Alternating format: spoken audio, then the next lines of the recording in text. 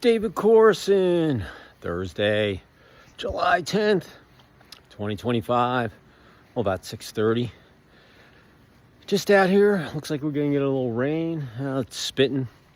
Just met with the HOA and talking about what we're gonna do for our finishing up our landscaping, and gonna have to put some plants around here and do a little island, add a couple bushes, and they'll be happy campers. Love when things work out. But two guys are on the landscaping committee, and the president came down. They're all good guys. Anyway, just wanted to get on the same page, and they don't care about this. This is, they're like, hey, your backyard will look great when you get your pool in and this and that. So in any event, hey, today's Thursday, and of course, right before they came, I got the call. The boat guy, maintenance guys came down, met my mechanic down at the boat dock. He's like, yeah, your hose needs to get replaced, but I think you got a crack in your bellows, and it's this little gasket kind of thing where the engine in the back. He goes, yeah, man, let's just drop it in the water and see if what happens. Sure enough, we put it in the water. He goes, oh, you got a hole back there, buddy. Pull it back up.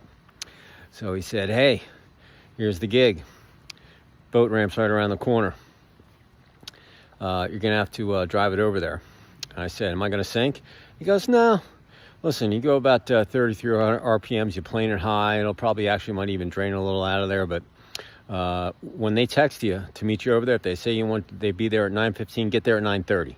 Because they might get stuck at some lights, or you never know. And you only have so much time before the boat's going to sink, putting water in it. I'm like, thanks. So he said, yeah, just go be 15 minutes later. Trust me on this. I said, okay. So anyway, I go, how long is that going to take? He goes, it's about a day. I go, well, I got my kid coming in on Wednesday, man.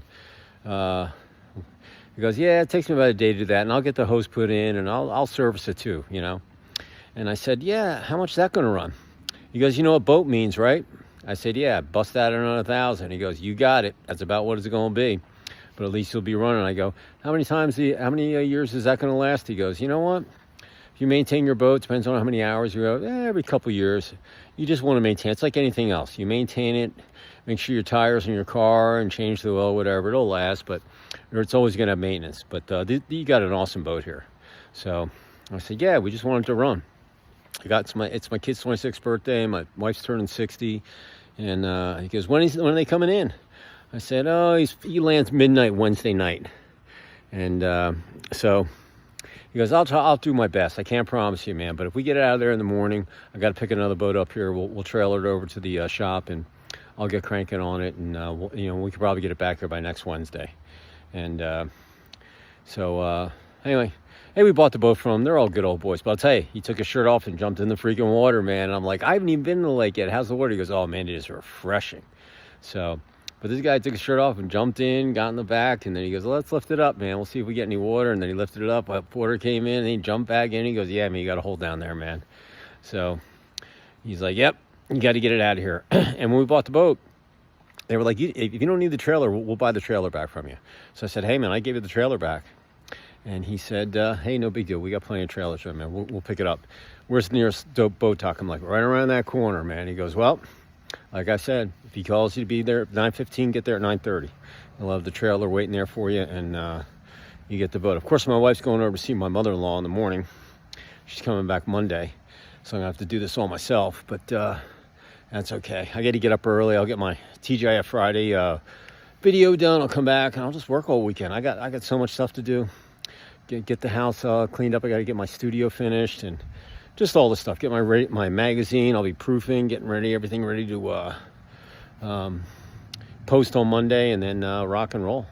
And then get ready for birthday Wednesday and Thursday, and hang out. My son and his girlfriend, they come in Wednesday night till Saturday they go back. So hopefully we'll have some good weather. But let it rain. But yeah, so it was a good day. Ended up with the HOA. They're happy campers. We'll get our deposit back and spend a little of that money on some plants and make everything nice and clean and finish up and get rolling. So, hey, I hope you had a great Thursday. You got a positive thought, smile on your face, go into your Thursday night, spend some time with family and friends, have maybe a nice dinner, hey, having a PBJ, whatever. Laugh, smile, get some good REM sleep. And hey, tomorrow's TGIF, and then the weekend, woohoo! So, Here's what I'm thinking. Here's my word of the day. Excellence. Yeah, excellence. That's such a good word. You know, it's like, you know, you do something really good or special, you know, you're really good at it, you know. And the thing about excellence is some people are born with it, but a lot of people aren't. So if you have excellence or you want to improve, you got to improve on it every day. And once you master excellence, oh my God, you're just in a whole class to yourself. It's like getting your black belt. You know, you white belt, you green, purple, camo, you go through all of them. I did. And then when you test, you break some boards, you do your forms, you do some combat, you get your black belt. You're excellent. But you never ever stop learning in karate, taekwondo, jiu-jitsu, whatever martial arts you're taking. You're always learning. That's how you get up to, you never stop learning. So excellence is a really good word because it's a connector. It's an action word. Makes you take action. You can go back, you can assess how much better or less that you are excellent in what you do, and you have a good plan of attack of what you have to work on. But even if you're excellent at anything, you always have to be working at to keep yourself at that stage, but also to be improving. Business, personal, athletics, life, sleep, whatever you're doing. Let's talk about athletics. You want to be an excellent golfer, you got to hit a lot of balls. You want to be a good lacrosse player, got to be able to throw with both hands. You got to be able to play goalie, defense, attackman, face off. You got to be able to do all those things because you can learn how to do all that stuff. You want to be a better basketball player, you got to practice foul shooting. You got to, work on your jump shot, long range, short range, whatever it might be. Football, you want to be the best lineman, you got to lift a lot of weights. You got to eat a lot of food. You got to get strong, man. You got to be a tough son of a gun. You got to work on, just grinding it out. You want to be an excellent hockey player? You got to learn how to skate. You got to learn how to pass. You got to learn how to skate backwards. You got to learn how to stop on a dime. Endurance, speed, grit, all of those things. You want to be a good chess player? You got to learn all the moves and memorize everything. Because that game, man, you're thinking, 5 or 6 steps ahead. And I can say that about any sport that you do. You want to be excellent at? Guess what? Few people are born with talent, God-given. To be excellent in any sport, be an athlete, you got to work at it day in and day out. It's not like, I'll work on it a couple of weeks and I'll get better. You got to work at it every day. All right? So to be excellent, you got to be consistent. You just have to keep improving. All right? In business, you want to be excellent? Hey, once again, some business people are just born to be excellent. They're born to be leaders. They're born to be salespeople, whatever it might be. But to be at the precipice and have more market share than your competitors and all that, to be excellent, you got to work at it. You got to try new things. Not everything's going to work, but you're going to learn what does and what doesn't work, and you're going to apply it. And then you might get this epiphany of something. Hey, we got to try it this way, and it works, and you're like, oh my God, that was an excellent idea. So in business, being excellent, yeah, it's work. You got to work at it every day. And every day's not going to be excellent. Some days are going to be crappy. Some days are going to be phenomenal.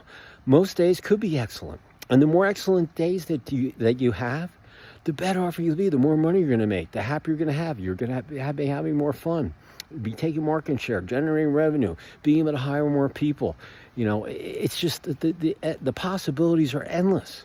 That's why being excellent in business is so, so important to your success. Relationships. To be excellent in a relationship, hey, got to learn how to communicate. Got to be flexible, negotiable. Don't make mountains out of molehills. Listen with your ears. Stick a sock in your mouth because you talk too much, you're going to regret something that you might say and you can't take it back. All right? You don't make mountains out of molehills. You keep things simple. You learn how to be excellent in communicating with the least amount of words to get your point across so a second grader could understand what you're doing. And I could go on about in business. I've been an entrepreneur for 25 years. I've been in corporate America. I've done all sorts of stuff. All right? I remember when I was bartending in school, in college. I started out as a bar back, and I made my way to the big time. Confetti's was, it was a huge club, thousands of people, and I was a bartender.